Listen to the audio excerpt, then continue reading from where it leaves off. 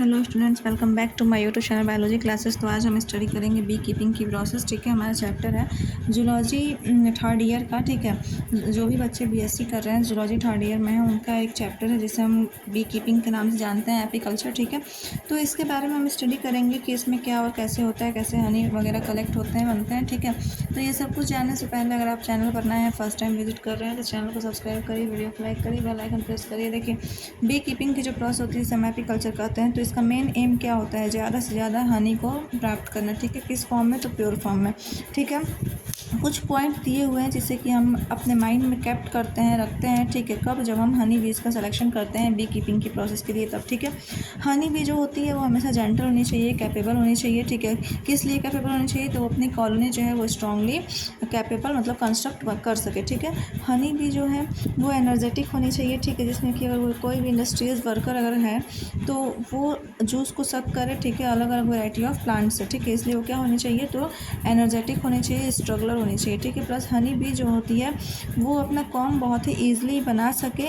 ठीक है, कहीं पर भी किसी भी प्लेस पे और ज़्यादा से ज़्यादा हनी का प्रोडक्शन कर सके। ये सब चीज़ों का ध्यान रखना चाहिए हमें हनी बीज को सेलेक्ट करने के लिए। ठीक है, किसके लिए? तो बी कीपिंग के लिए।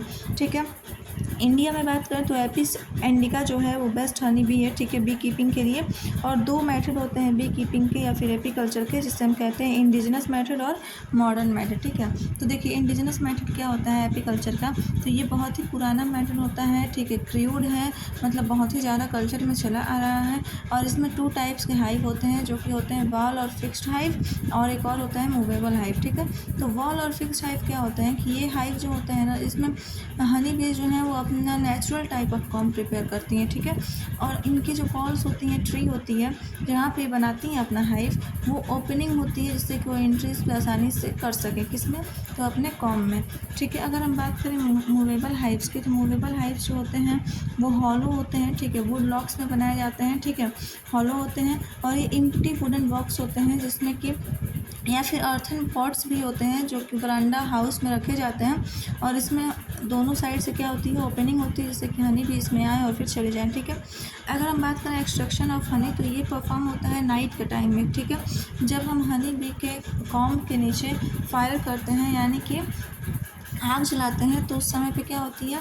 हनी बी जो है वो अपने या फिर स्मोकिंग करते हैं तो हनी बी अपने कॉम को छोड़ करके चले जाती है, अपने हाइव को छोड़ करके चली जाती है, और हमें उसमें से क्या मिल जाता है? हनी मिल जाता है। ठीक है, तो अगर हम बात करें मॉडर्न मेथड ऑफ एपीकल्चर की, तो देखिए मॉडर्न मेथड ऑफ एपीकल्चर क्या है? देखिए, मॉडर्न मेथड ऑफ एपीकल्चर जो होता है उत्तर प्रदेश, पंजाब, हिमाचल प्रदेश और जम्मू कश्मीर जैसी जगहों पर मॉडर्न एपीकल्चर मेथड का यूज़ किया जाता है। ठीक है, स्टैंडर्ड हाइव की तरह से। ठीक है, देखिए अगर हम बात करें इसमें मूवेबल हाइव कैसी होती है, तो मूवेबल हाइव जो होता है वो आर्टिफिशियल होता है। ठीक है, जो कि वुडन बॉक्स से बना रहता है। वुडन का एक बॉक्स होता है लकड़ी का।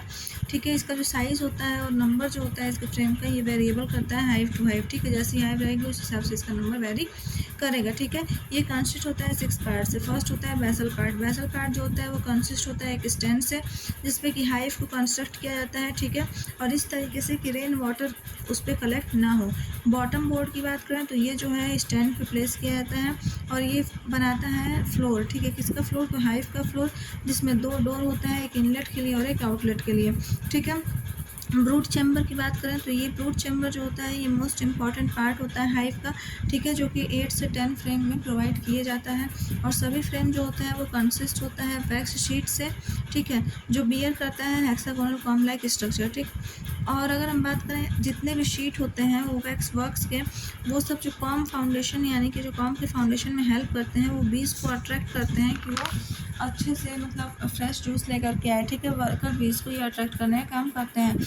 और ब्रूड चैम्बर जो होते हैं वो कवर्ड होते हैं अंदर चैम्बर से, जिसे हम सुपर चैम्बर कहते हैं। सुपर चैम्बर जो होता है ये बिना किसी बेस का होता है। ठीक है, और बिना किसी कवरिंग का होता है।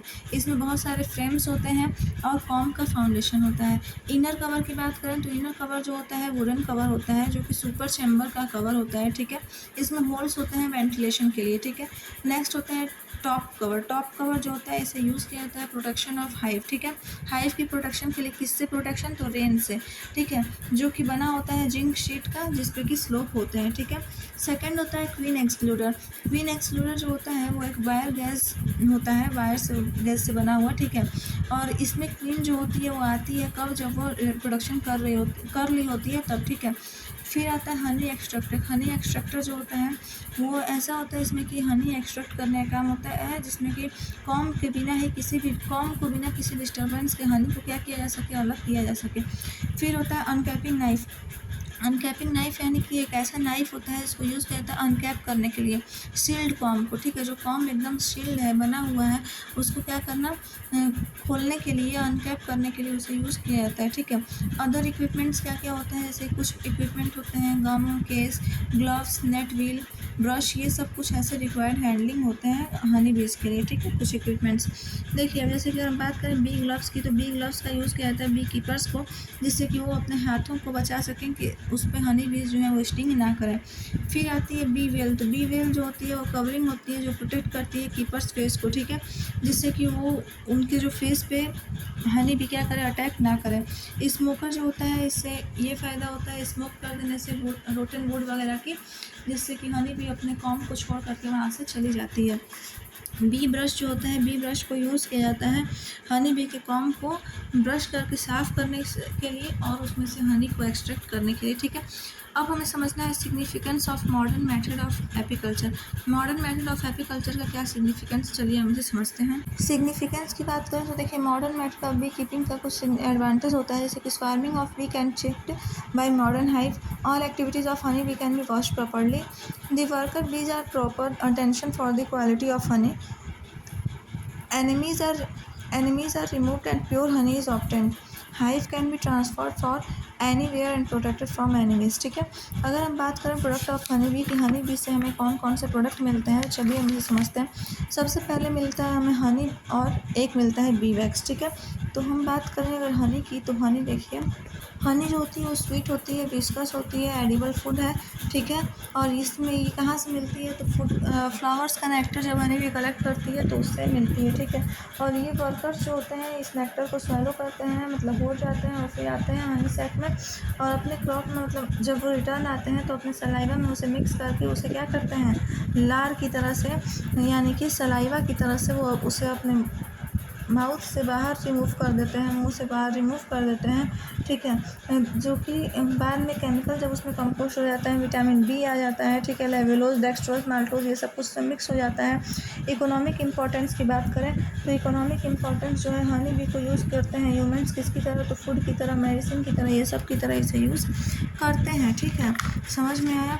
देखिए यहाँ तक कि इसे एस्टिमेट के अगर हम बात करें तो ये बहुत ही अच्छा डायबिटिक पेशेंट के लिए बहुत ही ज़्यादा फ़ायदेमंद रहती है, ठीक है। ये इसको मेडिसिन में हम लोग हीमोग्लोबिन बढ़ाने के लिए भी, ब्लड में और हीमोग्लोबिन बढ़ाने के लिए, प्लस कोल्ड, कफ, फीवर, ब्लड प्योरीफायर या फिर अल्सर वगैरह की बीमारियों में हम इसे यूज़ करते हैं, ठीक है। इसकी कैपेसिटी टाइफाइड के बैक्टीरिया को ये 48 आवर में ही डिस्ट्रॉय करने की कैपेसिटी होती है, यहाँ तक कि निमोनिया के बैक्टीरिया को 96 आवर में डिस्ट्रॉय कर सकती है।